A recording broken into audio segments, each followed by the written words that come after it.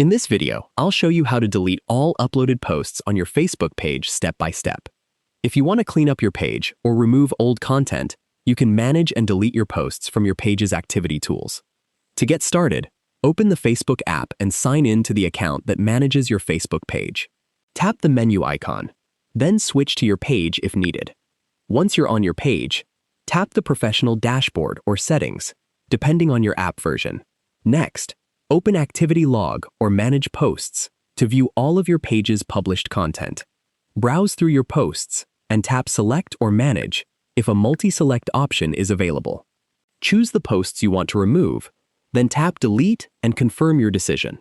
If your app version doesn't support selecting multiple posts at once, you'll need to delete each post individually by opening the three-dot menu on the post and selecting Move to Trash or Delete. Keep in mind that deleting posts is permanent after Facebook's retention period, so make sure you no longer need the content before confirming. After deleting your posts, refresh your page to verify that the selected content has been removed. If you found this video helpful, please like the video and subscribe to the channel for more easy app tutorials. Thanks for watching.